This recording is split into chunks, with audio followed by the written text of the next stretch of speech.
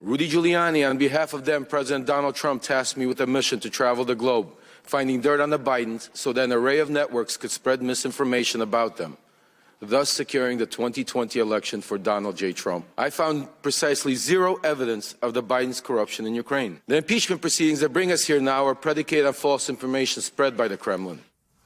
That was former Rudy Giuliani associate Lev Parnas at a House Oversight Committee hearing this week, sounding off against House Republicans' efforts to impeach President Biden. And Lev Parnas joins us now. Good morning, sir. Good morning, Mr. Parnas. Good morning. Thank you for having me. It's good having you. And let's pick up on the whole idea of naming names. You have made quite a firestorm in the last week or so, and I want to play your part in the oversight hearings. Let's take a listen to what you had to say on Capitol Hill. Rudy Giuliani, on behalf of then President Donald Trump, tasked me with a mission to travel the globe, finding dirt on the Bidens so that an array of networks could spread misinformation about them, thus securing the 2020 election for Donald J. Trump. I found precisely zero evidence of the Biden's corruption in Ukraine. The impeachment proceedings that bring us here now are predicated on false information spread by the Kremlin. 3, 2. And also, if we can play the let's side. play the other side with the naming names in the oversight hearing. That's the one I wanted to get to.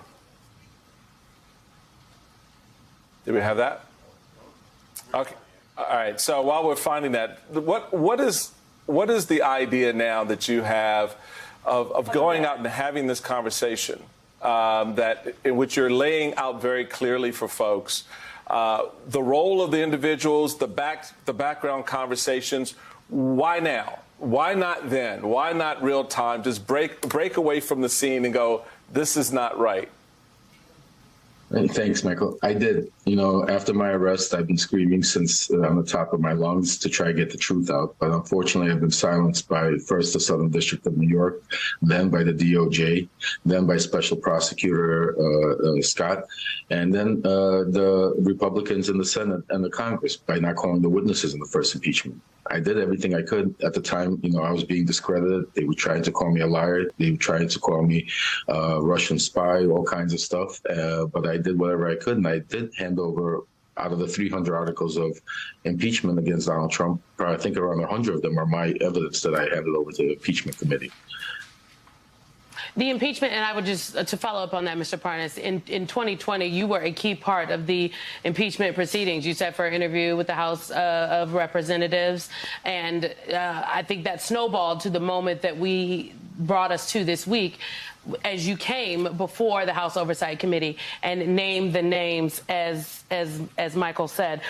Do you think that your actions in Ukraine contributed to this wavering support that we are seeing in the United States Congress right now? You talked about the Russian misinformation during your testimony this week, and how all of these people knew where the information was coming from, and there was no there. And now you have folks in the United States intelligence community saying that there are members of Congress, Republican members of Congress, who have been willing agents of Russia because they are currently, the United States Congress, by Republicans particularly in Congress, are not doing what needs to be done in terms of releasing aid needed to help Ukraine. Well, absolutely. I mean, this is, you have to understand, all of this, to make it simplified, is all about Donald Trump. It's all about reelecting him in 2024 again. It's all about, that's what's going on with Ukraine. The reason why all of them are supporting Russia is because Russia is going to do everything possible to interfere in our elections to get Donald Trump into office again. I mean, it's simple as that. And, it's upsetting to see that they're having, or they're using the impeachment of a U.S. president for political purposes, not to get down to the bottom of the truth if there was ever a crime committed. And the objective of me coming there was to get the truth out, to let the American public understand exactly how deep the corruption goes. It doesn't just start with Donald Trump. You're going into Congress, you're going into the Senate, you have people in the DOJ.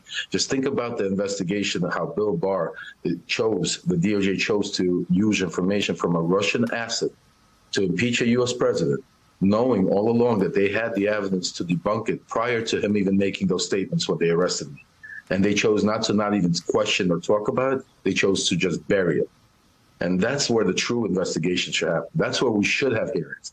We need to understand, how is it possible that a foreign government could infiltrate not only our president, ex-president, members of Congress, Senate, DOJ? How is that possible? How is this going on? And the sad part and the crazy part is it's one thing if we didn't know about it, but it's out in the open. They know it, and they're still disregarding. Like, look, remember when Rudy Giuliani was told, listen, you're speaking to a Russian asset, their coach. His response was, how do you know he's a Russian asset? He might not be a Russian asset. Are you kidding me? We have that sound that we were referencing of you speaking specifically about Bill Barr during the hearing. Let's take a listen, and we'll talk on the other side.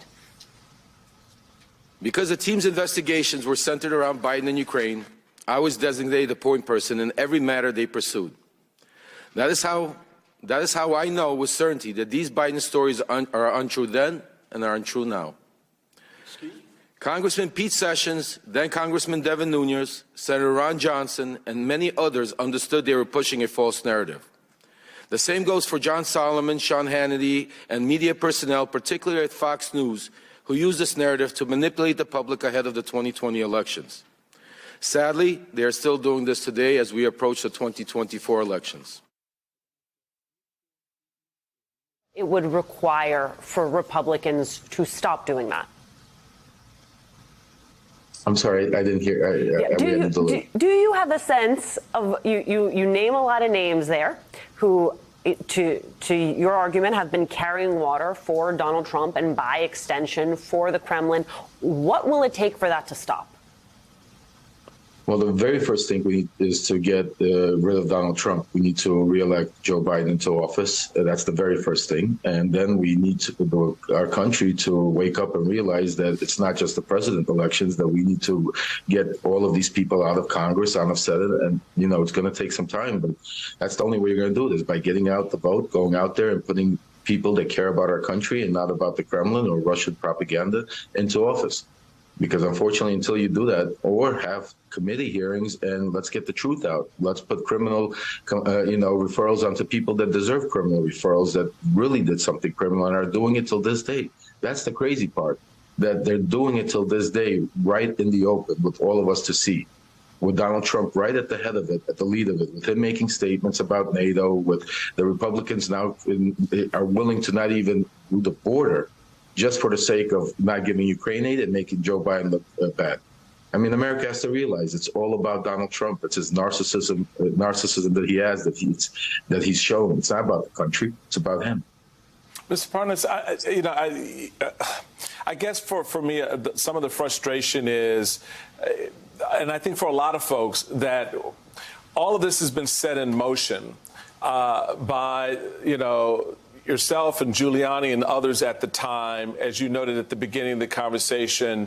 Once you got caught, then the narrative changes.